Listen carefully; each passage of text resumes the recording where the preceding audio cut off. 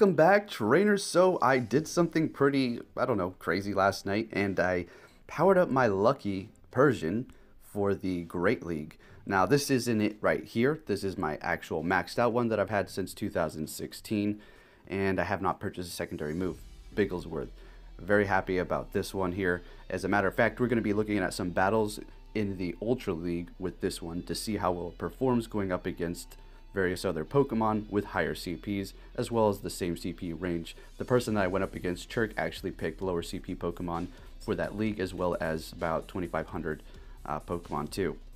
So let's go ahead and take a look at both my Persians here. Alright, so here we are. Spent quite a bit of Stardust on that secondary move for 50,000 Stardust.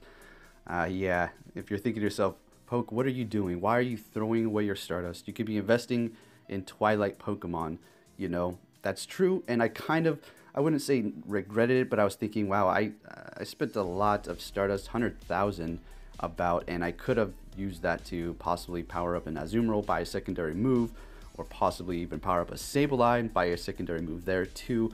Although Sableye is going to be quite expensive for a secondary move, sitting at 75,000 Stardust. The candies I'm not concerned about whatsoever, it's just that Stardust, so I keep staying above 5 million here.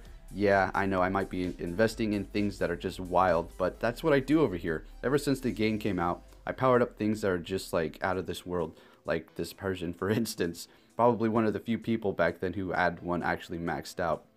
So yeah, went ahead and did that. It has Scratch, Power Gem, and Play Rough. So if you're wondering, okay, so what's the benefit of Persian? What did you do? Is it good? We're going to be looking at those battles as well, going into the Great League using this one here. Yeah, Scratch, I'm just going to tell you guys, performs magnificently. So it's almost as if it has, let's say, Dragon Breath in that sense. It's doing so much damage. And what you're going to do with Persian, well, at least what I'm going to do personally is I will almost burn through 2 shields, and I kind of did that when you see these battles coming up here shortly. I wanted to prolong its life to see the amount of damage I can do with that Scratch. I didn't want it to just faint immediately, although it can take hits fairly well, seeing that it is one of these Pokemon that are going to be almost completely maxed out and showing the true potential for that specific league, especially using this one right here in the Ultra League. It's level 40, so it's looking pretty good. Obviously, going up against around 2,400, 2,500 Pokemon, it's going to have some trouble, especially if the Scratch is not going to be very effective, like going up against a Steel or Rock type, possibly even a Ghost, which we will be looking at those as well, so you can see how well it does actually perform there. So, after doing several battles, which unfortunately I didn't record one of them, where somebody sent me an invite. They had no idea I was going to use this Persian. I have it as my buddy, but I've had Persian from my buddy, you know, on and off, and I've never used it in PvP, so they're probably not expecting it. But yeah, I didn't record it, and I ran through their whole team with the Persian. We were in the Great League, because that Scratch absolutely tears through them. And Power Gem and Play Rough takes some time to finally, you know, charge up, but once you do, you're probably just going to get shielded, but that's okay. Like I said, the Scratch is kind of performing like Dragon Breath, and it's just ripping through your opponent. So let's go ahead and take a look at the stats to see what it has going on for it. So here we are over on the Go Hub. Let's go ahead and take a look at Persian stats here. It's going to be a pure normal type, sitting at 1689, attack 150, defense 136, and stamina 163. So, if you're also wondering, hey, Poke, are you a cat person or something? Not really. I like dogs equally the same, as a matter of fact. Probably like dogs better. I just enjoy Persian, and it has some sentimental value. An old friend named Mr. Bigglesworth, my best friend's cat, was a good cat for us, and it passed away, so kind of in memory of that. Said that a few times, probably like a year and a half ago, if you remember that. It's going to be week 2 fighting in Resisting Ghost, being a normal type there. Now let's go ahead and look at its moves. So we have Feint Attack and then Scratch. You will be gaining more energy, a lot more energy for Feint Attack, but it's not going to be doing nearly as much damage as Scratch. So I did try out Feint Attack. I didn't actually record any of those battles, and I switched it back with the only 2 fast TMs that I was able to receive today, and now they're gone again. Alright, so we have for the charge moves, Foul Play, Play Rough, and Power Gem. All of those are going to be fairly good, taking only 50 energy but with the quick moves not gaining that much energy to charge him up, it's not looking the best. On the flip though, if you do have a legacy Night Slash, if you do have Scratch, you're not going to be very effective against those ghost types, but with Night Slash being at 33 energy, it will charge fairly quick, and then you will be able to deal that super effective damage to that possible ghost type out there. Personally, do not have one. I did, and I transferred quite a few Persians. I had about 16, well, that's a bit of an exaggeration, like 10 or so over time, just evolving them back when I did mass evolves and stuff like that. But, you know, that was before we knew about the legacies, and transferred it, unfortunately. So I do currently have Play Rough and then Power Gem.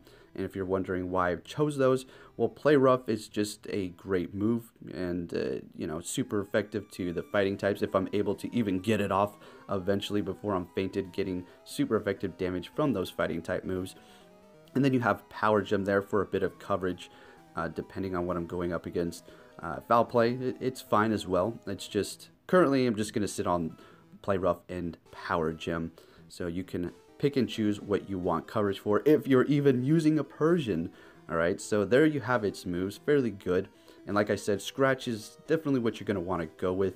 Even if it's not very effective, it's doing a pretty good amount of damage, getting stabbed from it, and it is going to be a fairly quick, fast move for sure. And since we're on the topic of Persian, and it has an Alolan version, we might as well talk about this. I actually do not have one powered up. I think I don't even have one right now. Isn't that weird? I think, yeah, it's very odd.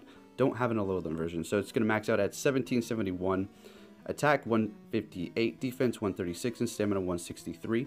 It's going to be weak to Bug Fairy Fighting and resisting Psychic, Dark, and Ghost. So this is, as a matter of fact, something you can use in the Twilight Cup. Not really recommended, but you never know. There might be people out there who want to not try to win and just use unique Pokemon for fun. Anyways, let's move on to the moves. We have Feint Attack and Scratch for the quick moves. And then for the charge moves, we have Foul Play, Play Rough, and Dark Pulse. So those are alright, you know, another 50 energy for those. And you're going to get stabbed from Foul Play and Dark Pulse. Play Rough is just some coverage, I suppose, against your weakness, which is going to be fighting. So that is something to take note of. Personally, I'm not going to be maxing one of these out. To my knowledge right now, I'm just going to sit on the Persians I currently have invested quite a bit already, so we don't need to go down that route. I just wanted to show you guys this. This is another option for the Twilight Cup, as well as these battles that we're seeing here can possibly, you know, show you some potential. We're going to be going over something in my next video that nobody has mentioned, to my knowledge, that are going to be underdogs, kind of rivaling Venomoth in a sense with Confusion. And my gosh, this thing is just crazy defensively powerful, and it's dishing out a good amount of damage as well. So make sure you have notifications on, subscribe, and stay tuned for that. So here you have the Alolan Persian. Alright, so let's do a little bit of commentary for these battles. I am using the Electivire here, and I was holding on by a thread. Look at that. Was able to get off that Thunder Punch and finish off the battle here.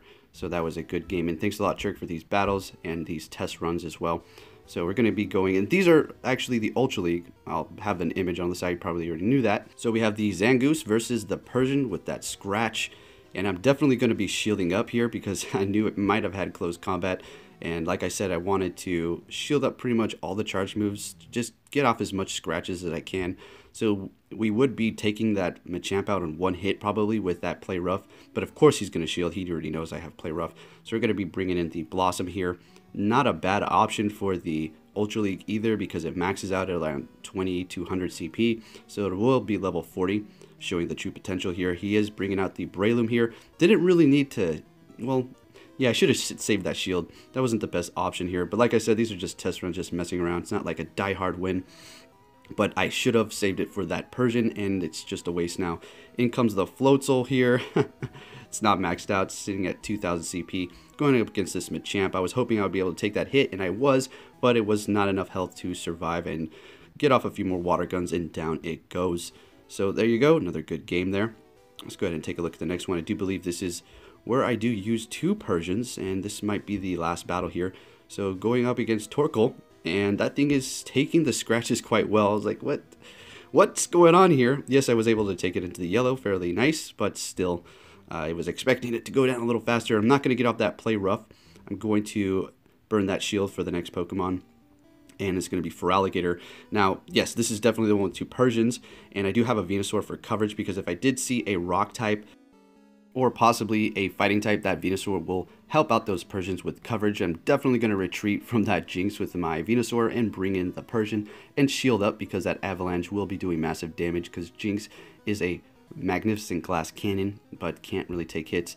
The Persian's almost down, and I wasn't even able to get off that play rough, unfortunately, and this is going to be the end here. I'm going to finish it off with Venusaur Frenzy Plant, and after he burns his shield, of course, with that Vine Whip, gaining so much energy for it. So with that said, traders, thank you for watching. Hope you enjoyed this video. Give it a big thumbs up, and I'll be catching you all next time.